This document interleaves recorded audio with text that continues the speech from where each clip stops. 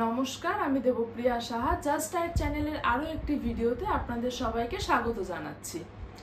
দীর্ঘকাল ধরে যারা কিডনির সমস্যায় ভুগছেন বা যাদের ডায়ালিসিস শুরু হয়ে গেছে তারা কিন্তু বিভিন্ন রকমের শাক সবজি বা ফল থেকে নিজেদেরকে দূরে সরিয়ে রাখেন। এটাই মনে করেন তারা যে এই সমস্ত শাকসবজি বা ফল যে কোনো ধরনের যদি আমরা সবজি খেয়ে থাকি তাহলে কিন্তু আমাদের শরীরে পটাশিয়ামের মাত্রা বেড়ে যেতে পারে। আর পটাশিয়াম কতটা মারাত্মক একজন কিডনি রোগীর ক্ষেত্রে সেটা কিন্তু মোটামুটি সব কিডনি রোগীরই একটা ধারণা থেকে থাকে। তো সেই কারণে তারা বিভিন্ন রকমের ফল সবজিকে তাদের ডায়েটের থেকে বাদ দিয়ে দেন।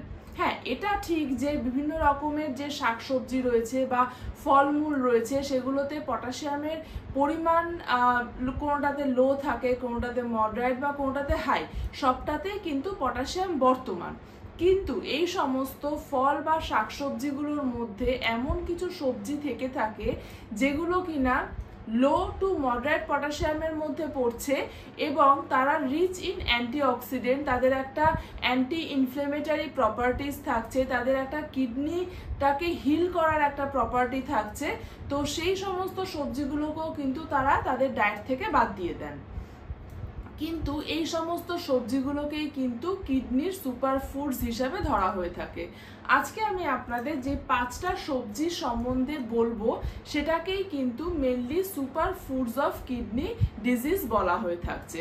তাহলে চলুন দেখে নেওয়া যাক যে কোন 5টা সবজিকে অবশ্যই একজন কিডনি পেশেন্টের ডায়েটে কিন্তু রাখতে হবে।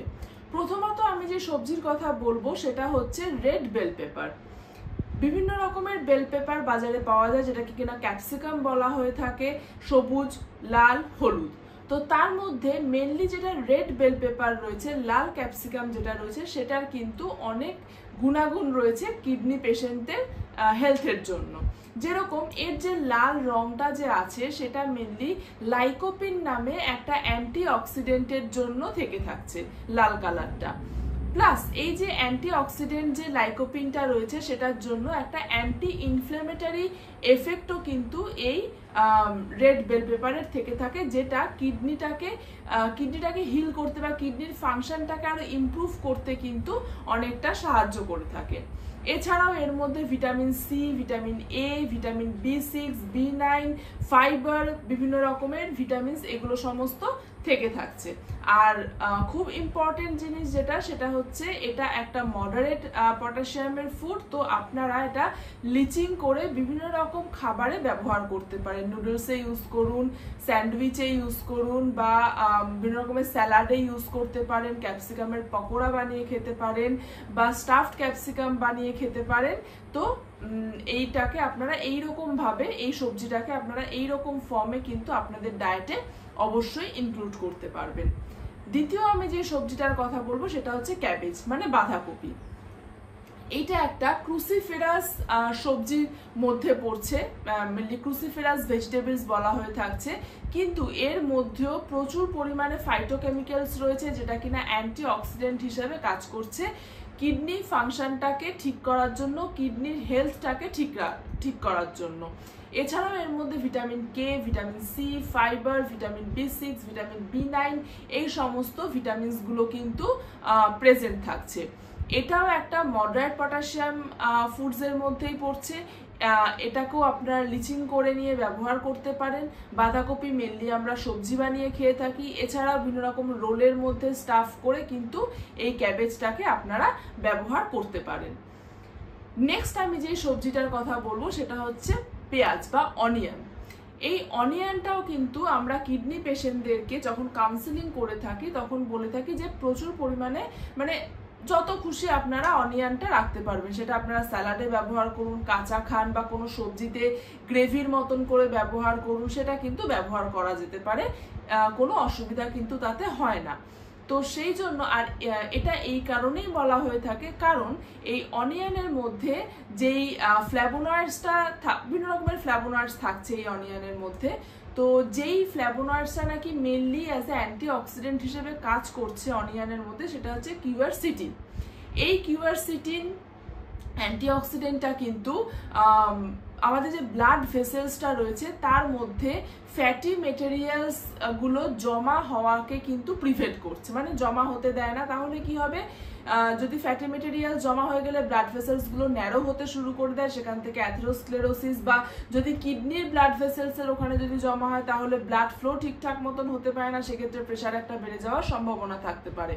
তো সেক্ষেত্রে কিন্তু এই অ্যান্টিঅক্সিডেন্টটা এই ফ্যাটি মেটেরিয়ালস গুলোকে ব্লাড ভেসেলস এর মধ্যে জমা হওয়াতে কিন্তু প্রতিরোধ করছে মেনলি। এছাড়াও এটা আপনার কিডনির যে ইনফ্লামেশন গুলো থাকছে সেগুলোকেও প্রিভেন্ট করতে সাহায্য করছে। তো সেই জন্য অনিয়নটা কিন্তু একটা গুড চয়েস হতে পারে ফর আ কিডনি পেশেন্ট। এবার আমি দুটো ফলের কথা বলবো। প্রথমত হচ্ছে অ্যাপেল আর কিছু বেরিজ। এর আগের একটা ভিডিওতে আমি বলেছিলাম যে এই সমস্ত অ্যাপেলস আর বেরিজগুলোর মধ্যে কিন্তু প্রচুর পরিমাণে অ্যান্টি ইনফ্লেমেটারি প্রপার্টিস থেকে থাকে। আর এই অ্যাপেল আর বেরিজ দুটোই কিন্তু আপনার লো পটাশিয়ামের মধ্যে পড়ছে। মেনলি ক্র্যানবেরিজ যেটা রয়েছে সেটা ইউটিআই মানে ইউরিনারি ট্র্যাক ইনফেকশন হওয়াকে কিন্তু অনেকটা প্রিভেন্ট করে থাকে। এছাড়াও বেরিজগুলোর মধ্যে কিছু কেমিক্যাল কম্পাউন্ডস যেরকম এল্লাজিক অ্যাসিড বা কিছু ফাইটোকেমিক্যালস, কিছু ভিটামিনস বা কিছু ফ্ল্যাভোনয়েডস থাকছে যেগুলো কিনা অ্যান্টিঅক্সিডেন্ট হিসেবে কাজ করছে। তো সেই জন্য একজন কিডনি পেশেন্ট মোটামুটি ডেইলি 4 থেকে 5টা মতন যে কোনো টাইপস অফ বেরিজ খেতে পারবেন, বা একটা করে অ্যাপেল কিন্তু অবশ্যই তাদের ডায়েটে ইনক্লুড করতে হবে। আর এগুলো কিন্তু প্রত্যেকটা লো পটাশিয়ামের মধ্যে পড়ছে। নেক্সট আমি 5 নম্বর যে ফ্রুটসটার কথা বলবো সেটা হচ্ছে রেড গ্রেপস। রেড গ্রেপস কিন্তু অবশ্যই একজন কিডনি পেশেন্টের 4 থেকে 5 পিস মতন উইকলি 2 to 4 ডেজ মতন তাদের ডায়েটে ইনক্লুড করতে পারেন। 2 to 4 ডেজ এই কারণেই বলছি কারণ এটা একটা মডারেট পটাশিয়াম ফ্রুটসের মধ্যে পড়ছে। আর এর মধ্যে কিছু ফ্ল্যাভোনয়েডস প্রেজেন্ট থাকছে যেগুলো কিনা অ্যান্টিঅক্সিডেন্ট হিসেবে কাজ করছে। অ্যান্টিঅক্সিডেন্টের কাজই হচ্ছে অক্সিডেশনটাকে প্রিভেন্ট করা, আমাদের সেলের যে অক্সিডেশন হতে থাকে সেটাকে প্রিভেন্ট করা, সেলটাকে হেলদি রাখা। এছাড়াও ব্লাড ক্লটটাকে কিন্তু রিডিউস করছে এই ফ্ল্যাভোনয়েডস।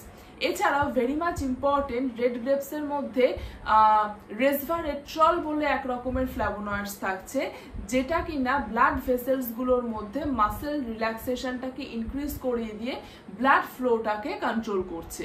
তো সেই জন্য কিন্তু রেড গ্রেপস একটা খুব ভালো অপশন হতে পারে ফর আ কিডনি পেশেন্ট।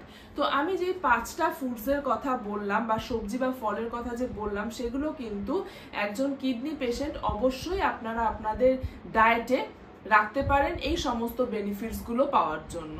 আর যদি কিছু ডায়েটের ব্যাপারে কোয়ারিজ থাকে অবশ্যই আমাদের হোয়াটসঅ্যাপ গ্রুপটাতে জয়েন করবেন। গ্রুপের লিঙ্ক আমাদের ডেসক্রিপশন বক্সে দেওয়া থাকবে, সেখান থেকে পেয়ে যাবেন। আর যদি কারোর কোনো ডায়েট কনসালটেশন দরকার হয় নিচের দেওয়া নাম্বারটাতে কিন্তু অবশ্যই যোগাযোগ করে নেবেন। আর হ্যাঁ, চ্যানেলটাকে কিন্তু সাবস্ক্রাইব করতে ভুলবেন না। নমস্কার, সুস্থ থাকুন, ভালো থাকুন।